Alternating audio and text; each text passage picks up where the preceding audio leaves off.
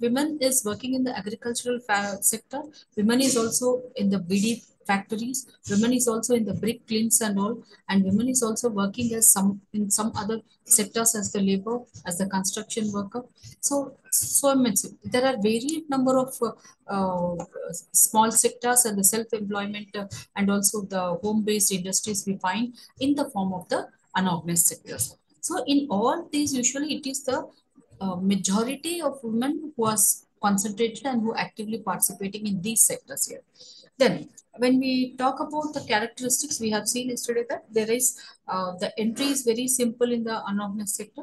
So they can come at any time. They can also they have to they also can be pushed out of this sector at any time. So there is no permanency that they are going to be work for these many days or these many years here. So the entry is very simple, and also in the same way on the vice versa, they can also be removed or posted out by the master or the owner of the company immediately at any time whenever he wants. Then there is a scale of operation is very small. So we have seen that because all these are the small sectors we find, and all these are in a very small scale operation. There will be manually done production system and indigenous technology we usually utilize in these sectors. So we find that there is a very high number of small sectors in the Indian society, but then at the same time, though there is high number here, the production system is taking place only in a small scale sector, in a very small sections. Then we find the ownership, which is usually one individual who is owning and who is also the owner and also is the proprietor of the company or the proprietor of the small sector here, and he will be holding or he will be controlling all the employees who is working for this sector. Then at the same time, we have seen that legal status is purely absent in the unorganized sector. Which is absent for the unorganized sector. So that's the reason why government usually has no provisions providing for these sectors here and the employees working for these sectors. Not only this, but at the same time we find that because there is no legal status, usually they need not take up any recognition or any a license or any kind of registration need to be taken by these sectors when they are opening up the industries here. So all these are absent and there are no regulations which is controlling or which is guiding these sectors here. So production techniques here, as I said, there are a very usually we have the operations which are done by labor intensive and also predominantly manually done. So all these were the features we have looked up when we usually identify with the unorganized sectors. Then at the same time we have the marketing and the pricing system. So there is no what is called the branding of these products because they probably we find that is not the people who are usually starting up and they're usually running these small sectors cannot afford for a good branding and all. So there is lack of the branding on these items of the small sectors products, and at the same time packing is also not a very not sophisticated packings we find here. Probably these products may not have the chance for advertisement and the promotions in the media and all. So these all is absent in the unorganized sector and the products which are being produced in this unorganized sector. Then we have usually women who is working in the construction market and who is also working in the brick making, also fishing industry, BD factories, etc. etc.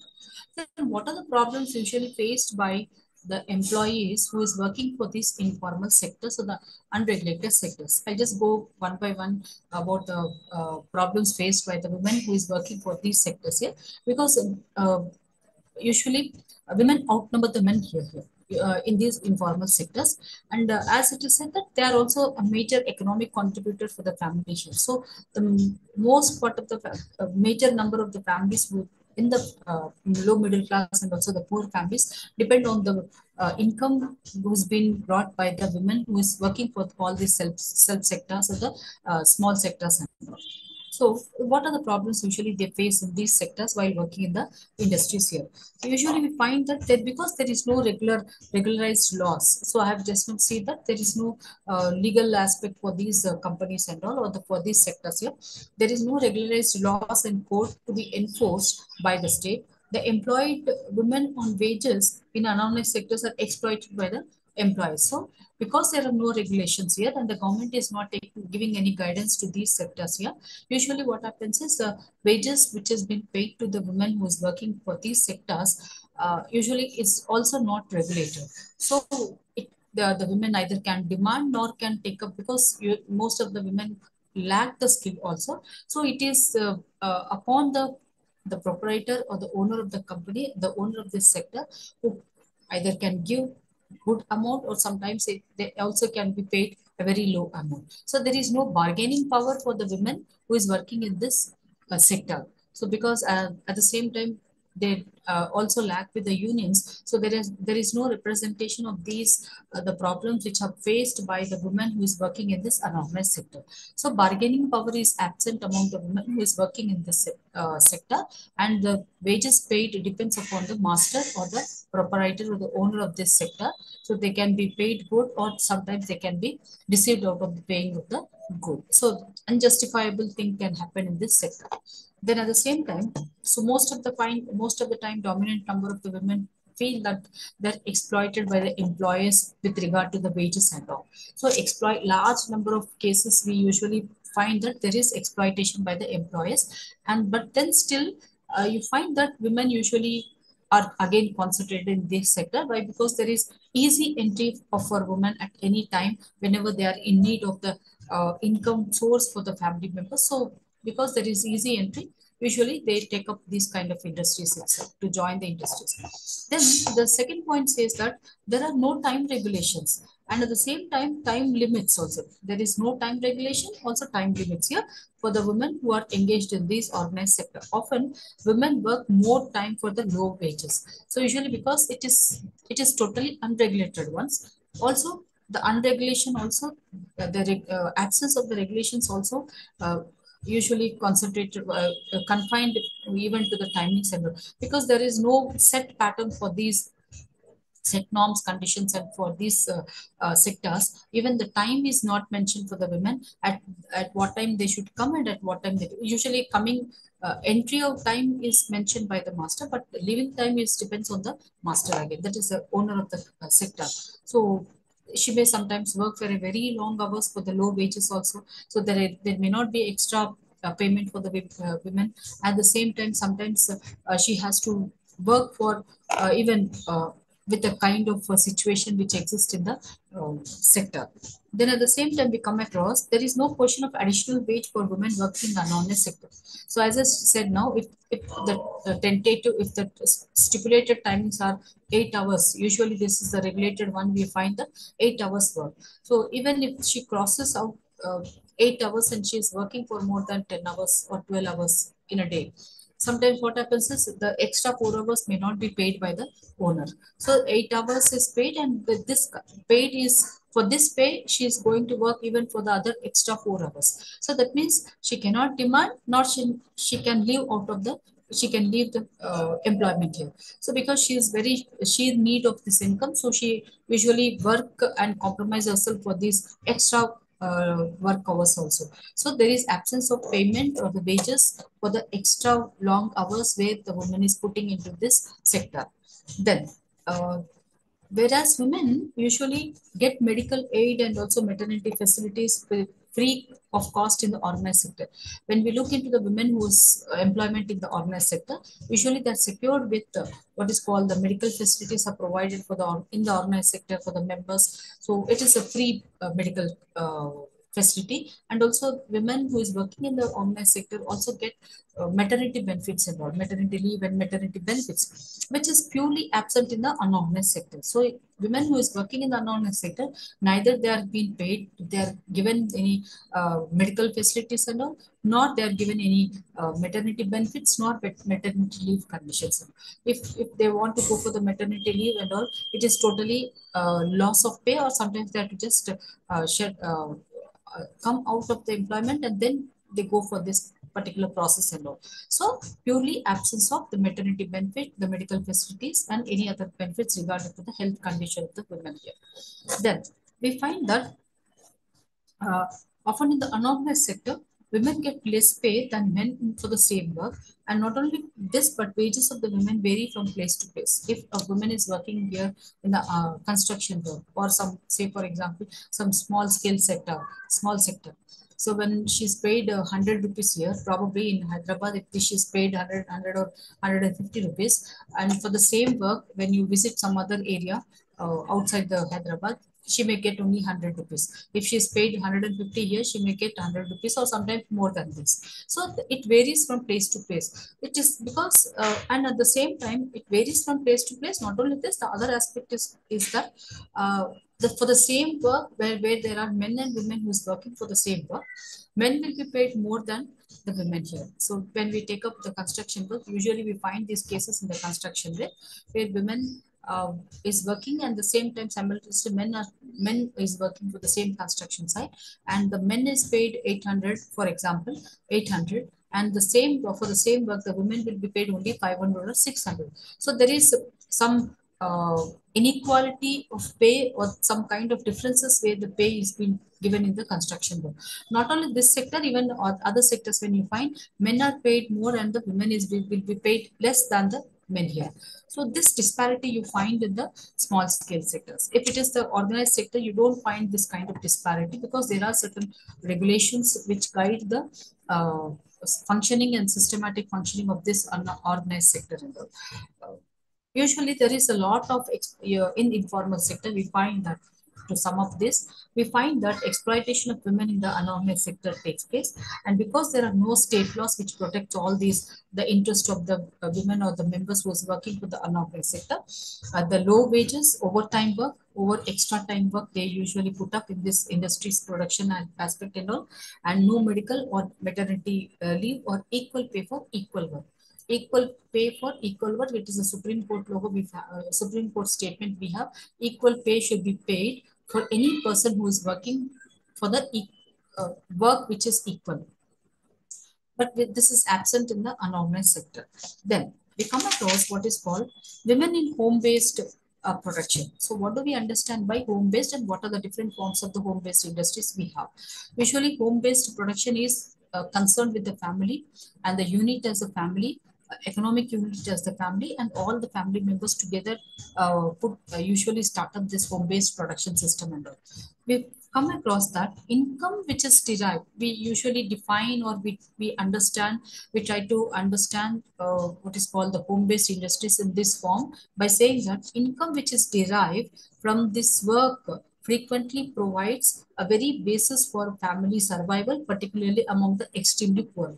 So those who are running the families which are, because it is a home based, the families which are running the home based industries, usually the whole family's maintenance of the kachas of the family has to be taken from these, the income which they are getting or gaining out of this production activity and all. So overall, the economic contribution, overall economic production, and their maintenance is dependent on their home-based production here. So this is one, usually mostly the lower community, the lower income groups and the very poor families depend on the home-based industries. And home-based workers have certain common features. What are the features of the home-based? So now we have seen the organized informal sectors, or the organized and the unorganized sector. When we take up the home-based industry, is it different from the unorganized sector? If it is different, in what way? Or do we find any common features here? So when we come across home-based workers, we have that certain common features, like even they get very low wages. Usually the women who is working in this home-based industries are paid very low wages, and very long and erratic working hours. So very long hours she is putting for the production and all, and the production activities, and fragmentation and automation activities, fragmentation and automation of the workforce, and the absence of any form of workers organization. So there is fragmentation, automation of the workforce visually, and this is a lot affects the women employment into this sector also, in this sector also. Not only this, but this may also, these features also subjugate the activities and subjugate the self-respect of the women in these home-based industries. Not only this, but at the same time, there is purely absence of any organization or any kind of unions in this home-based industry. So we cannot even think so that there arises any organized unions for these home-based industries, because in a compared to home-based industries, we have the small sectors usually, and these small sectors are bigger than the home based. But even when you compare the take up the small sector also, there is absolutely absence of any unions which represents the interest of the employees. So we cannot even think that, we can't even expect that there arises any kind of unions which represents the employees interest and all. Absolutely no. So then we come across what are the examples of these home based industries. We can see the home based industries in the form of, so usually the BD industries, usually BD rolling and all, which is done in the home-based industries, and then we come the production of the handicrafts and the export garments with the subcontracting system, and rearing of small animals and poultry at home. So rearing of the small animals and also the poultry at home. All these usually come under the tag of what called as home-based industries. Then home-based workers can be classified into two types. So the women who are working in these industries are classified as two types. Those who are given the raw material by their employer and who pays by piece rate according to the amount produced. So the women who are working for these home-based industries, who stay at home and will be working for some production activity, and the owner is giving some material. So the owner is purchasing the material from the market and giving supplying it to the woman, and the woman stays at home, usually prepares or performs the production activity and prepares the uh, finished good. So she will be paid on the basis of the piece rate. This is one form of home-based industry become where women are employed here. Then those who buy all the raw materials, so if women have at least a good amount of rupees, the good amount of financial aid, she can go for, she neither depends on any of the owner who has to supply the material, but the raw material. She feels that she herself enters the market, goes to the market, purchase all the raw material and prepares the finished goods in her own family based industry. So when this happens, usually she has to go to the market, sell her own products in the market. So there is no person who can sell the market here, who can sell the products in the market. She has to find a place in the market and sell her products in the market. This is actually the second form of home-based industries where women are employed here. Women self-employment kind. Then we come across like example I've said, more number of other forms also we can take up as examples. Say the agarbatti the making of agarbattis, the paper bags, the garments, the cotton pod shelling, and the groundnut pod shelling, or the hand embroidery, the zari work, the grain cleaning, also block printing, the matchstick making, papad rolling. So there are variety of homemade productions here, and almost all the members who is working for these production, usually we find the large number of women only. Then, piece rate home-based workers are generally women who combine their household tasks. When there is a piece rate working system here, usually women who finish their the domestic course, and then with the income generating work. So at the same time, they are also involved in the income generating work. So absolutely, they're so busy that they will be concentrating on the domestic course, and also their own domestic course. Also, they will be concentrating on some economic activity which is generating the income for the members here. Then, so this is one understanding of home-based industries here. We have thus, the home-based industries is being protected by any legislations here, because unorganized sector, when we compare with this, it is because we said it is a very big also compared to the home-based. So if say for example in the home-based, when there are only either 5 or 6 members who is working, but in unorganized sector at least we find around 30, 50 or some around 50, 100 members who is working for the small sector here. But when there are large number who is working in that small sector, when they have not been provided with any legislation provisions and all. So what is the fate of these members here?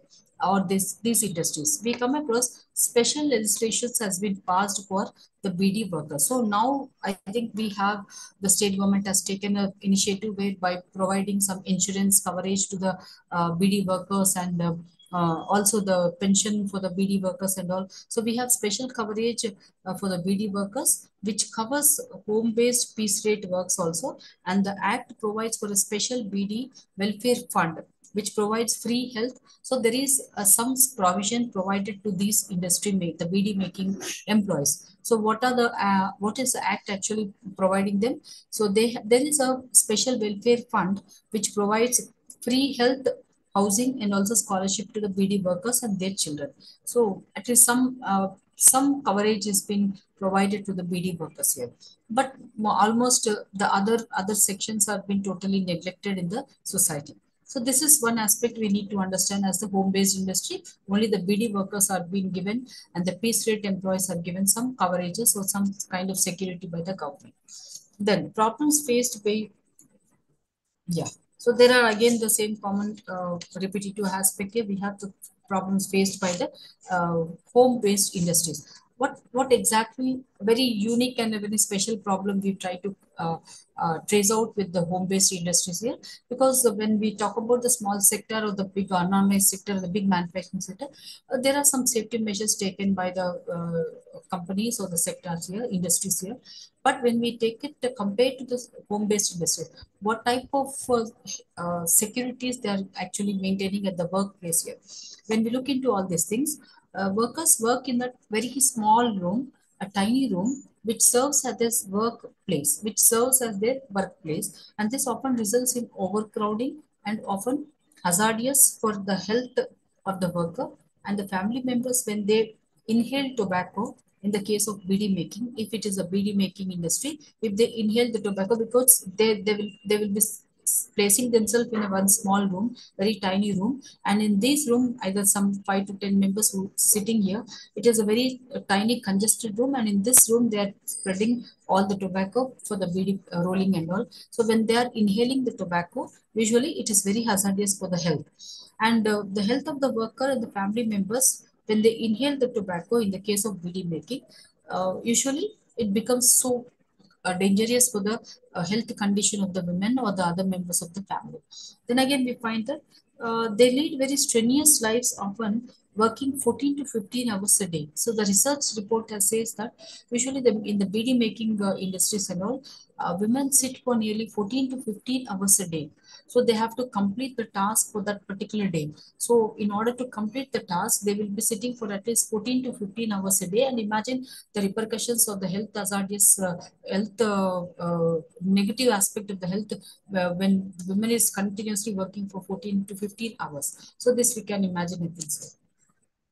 Then when we talk about the other aspects of the women, so usually women is in garment industry, women is in food processing industry, women is in textile industry, women is in dairy production, women is in craft production, and we have women in agriculture. As usually in what form of agriculture work she is doing, we find that they are themselves ownership, or they try to take a land on lease, and they will be tilling the land on by themselves, and they are working on their land. So they are now owner, self-employed owner here. The same self-employed women who is taking the land on lease, or sometimes they may have their own land, who is working for their own land. And so they are the self-employed cultivators here.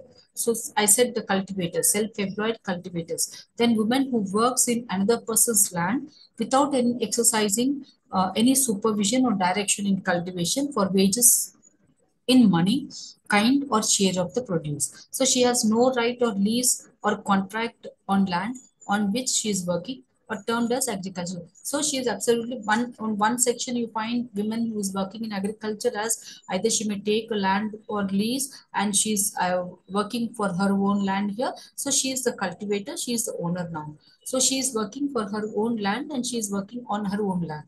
So she is the master, and she will be gaining the profits in her own land.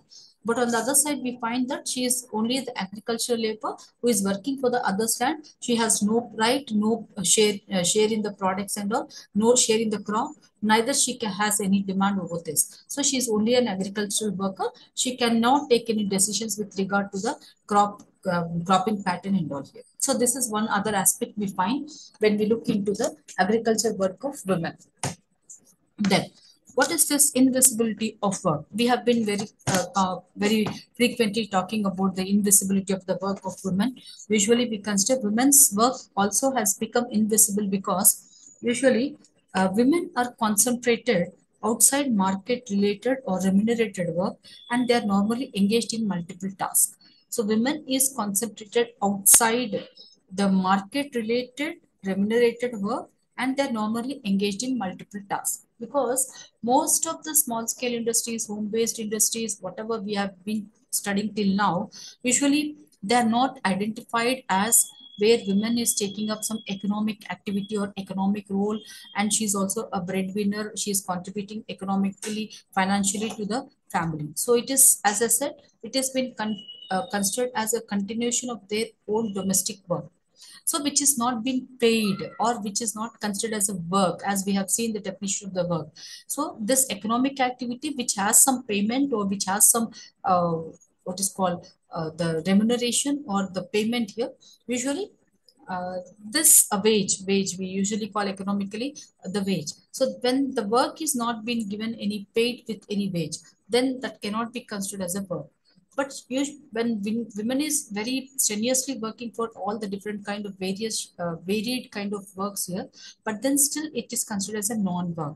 So there is no payment for this. Non-work is absent with the wage payment and all. So that's the reason why women work is invisible.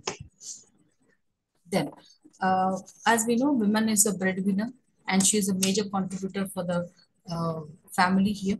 So she is the support, not only supplementary income, but we cannot consider it as supplementary income, but it is the women who is holistically taking the whole responsibility of the family, economically supporting the whole family here. Then we come across like when we take up women and her other research work. So there are so many recommendations where there needs to be taken into consideration all the recommendations and bring out the policies and the programs where we can bring development of the women here.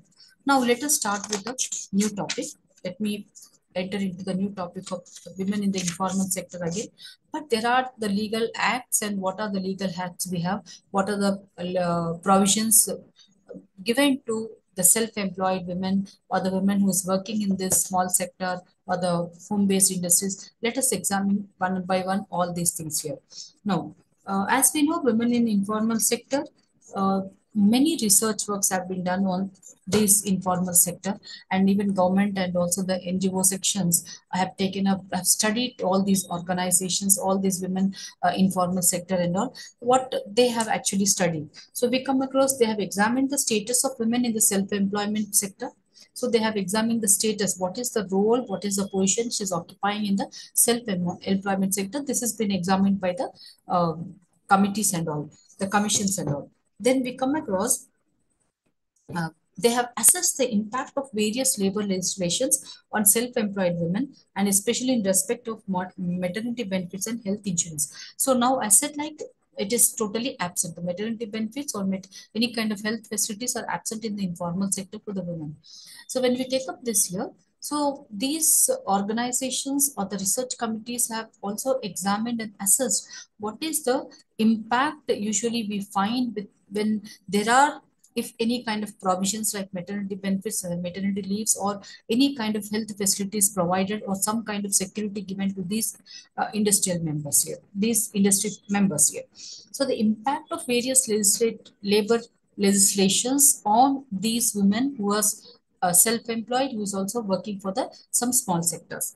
Then they have also identified the constraints and the gaps in productivity training, credit, upgradation of skills and marketing. Whether these women are given any training before they are taking up the task, or whether how they are marketing the products of these small sectors, products and all, and women, whether there is any upgradation of the position of these women in these sectors, or whether she's coming out with a good training, good skill and joining the other firms, the big manufacturing. In fact, all this has been assessed by the organizations and the research committees here. So now when we talk about there is a commission which has been appointed to study the self-employed women again, where it has covered all poor women because they had some important characteristics. So the woman, the poor woman who is working in all the small sector, the self-employed women, usually we are bifurcating in this small sector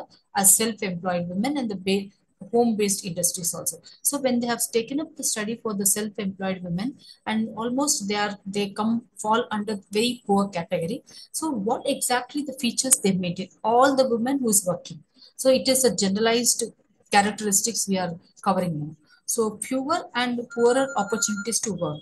So we find very few and very poor opportunities, very poor opportunities to work. So there are very few and also very poorer opportunities to work they have.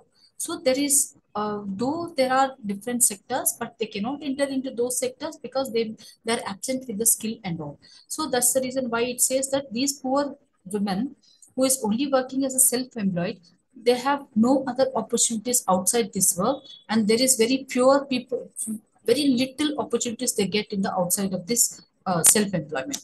Then greater impact of unemployment and casual nature of work.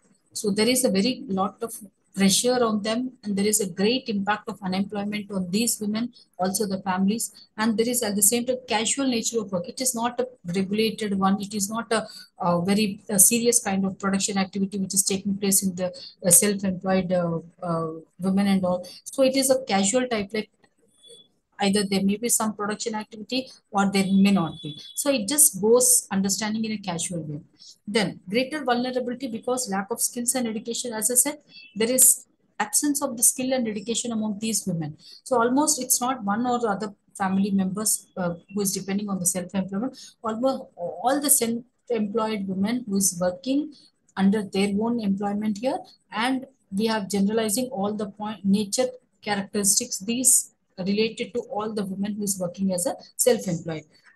Lesser mobility. So because they lack education, there is no education, because they lack also financial aspect, and at the same time there is no skill. So there is no chance for them to the way they can move out of the self-employment. So there is very less mobility. There is no what is going upgradation of the either skill or upgradation of the position or any financial upgradation. So this mobility purely is absent among these self-employed women.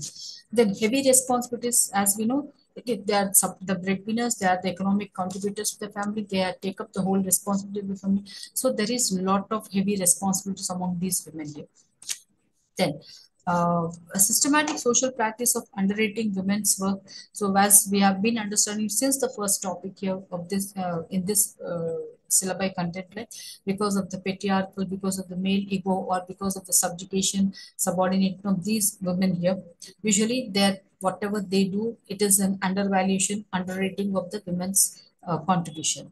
Then lack of access to better technologies, tools, and productive. Though the market is making availability of the technology, the tools, and the assets here, but because they're very poor women, there is what is called very less financial asset to them, absolutely absence of the financial asset, where they cannot purchase all the technology, the tools, where they can make, relate it and make use of in their own what is called the production activity. So this is not exactly cannot be done and cannot be expected by these women here.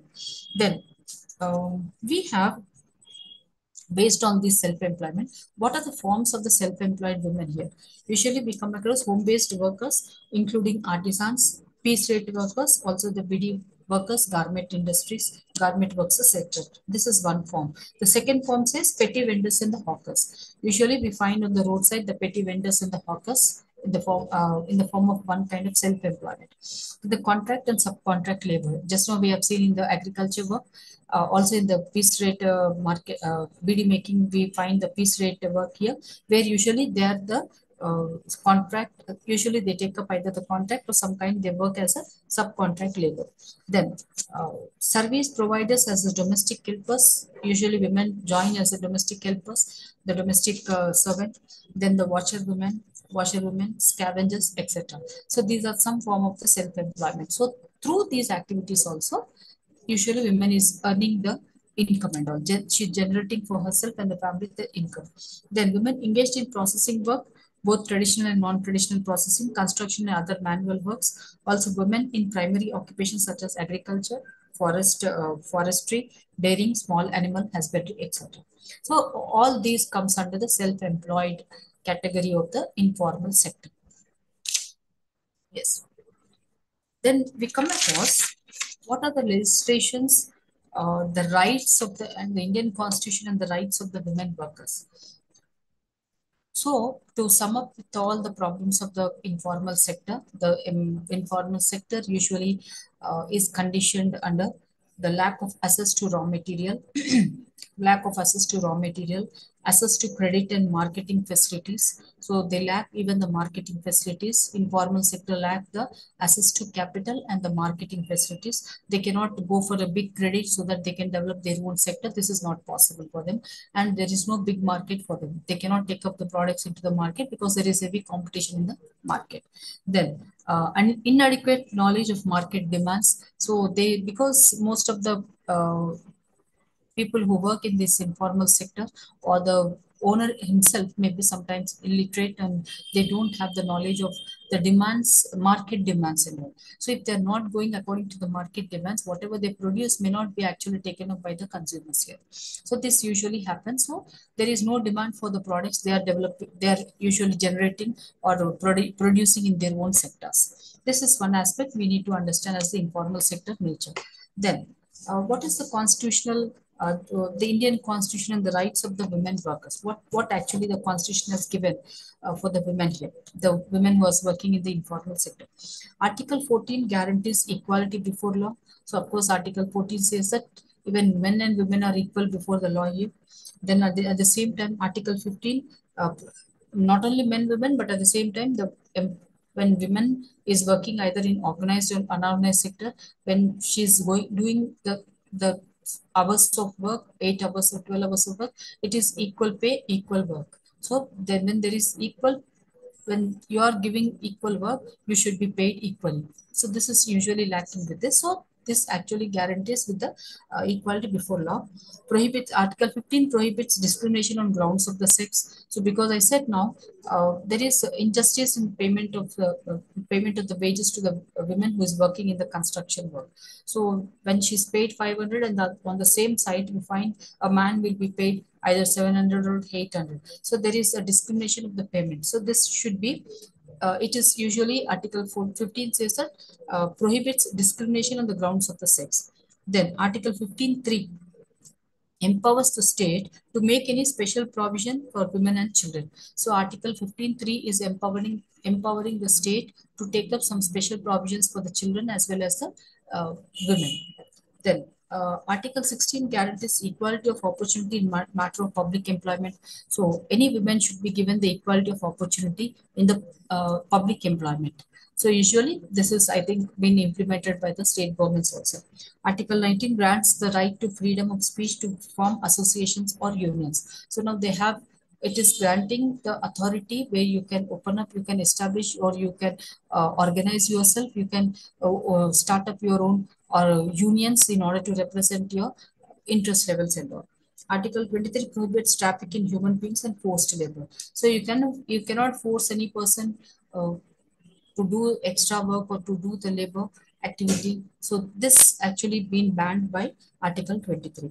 Then, so we have, likewise, we have many articles which talks about equal pay, equal work, and security provisions to be given in all the sectors. Now, women legislations for the women workers.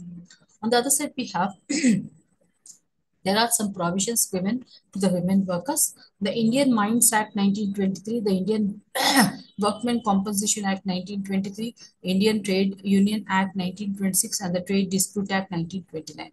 So all these are, they were employed in unskilled and semi-skilled types of jobs at low rates of wages in 1920s labor laws enacted. So in 1920, we find the labor laws have been enacted, and further, we have seen all these Indian Factories Act of 1922, Indian Mines Act 1923. So likewise, we have these many acts which brought about in the interest of the workers who is working for all the industries. Then after independence, we come across the Minimum Wages Act. In 1948, the government had brought the act called Minimum Wages Act in 1948. So the Industrial Dispute Act 1947, Payment of Bonus Act, Employees Provident Fund, all these provident funds uh, in 1969 were enacted. But in the Factories Act 1948, the Employee State Insurance Act, so we find the ESI facilitation, health card facilities for the employees, whether they are working in organized or unorganized sector. So the PF should be paid to the employees. PF amount need to be deducted and equal amount need to be paid by the employees here. So all these securities we actually been enacted by the government of India. So Minimum Wages Act, there should be a minimum wage fixed by the government and which need to be implemented in the factories and all the industrial setups. Then the recommendations of the various committees and commissions are there. So they have examined, assessed the status, the conditions, the work conditions, the wage payment for the employees in the industries and all the recommendations have been given, and according to the implementation and the policy formulation has been going on. Then, so I'll just go through a few of these acts here. We have Minimum Wages Act of 1948, which is the starting point in the enactment of the uh, acts with regard to the industrial workers or the laborers who is working in different sectors here. So the National Commission recommended fixation of this. The recommend National Commission has recommended for a fixation of the minimum needs, fixation of the minimum needs, standardization of the time ratio to piece rate, one women number in advisory boards. So that the advisory board should consist of at least one woman who can represent the interest of the whole large section of the women here. So the women employees who is working for the sector. Then we come across the commission recommended to keep the view the basic minimum needs of the workers and her family for sustenance when fixing the wages so as to enable the worker to cross the poverty line. So it's not that according to your interest level where the proprietor interest level or the boss of the company cannot go according to his own interest paying the wages, but there is a minimum wages act fixed by the government where they cannot ignore this minimum wages act. So they have to pay the income, the wages according to the norms and conditions given by the government. So these are the few acts we have. There are so many. The National Commission on Self-Employed Women in 1987, so which has examined many different aspects of the women who is employed as self-employment, who is on the self-employment aspect. Then we come across Maternity Benefit Act 1961. So though there is a Maternity Benefit Act which is covering only the organized sectors but not the unorganized sectors. Even today we don't have all the unorganized sector covered with the Maternity Benefits Act and all. So there is no all these legal provisions present or implemented in the or regulated in the unorganized sector. Now, so today I stop with this topic. Let us continue from tomorrow onwards. The other topics, the different many programs brought about in order to bring development or to see there is protection given to the women. So all let us continue with those programs and we'll move on to the new topic called concept of development. So for today, thank you.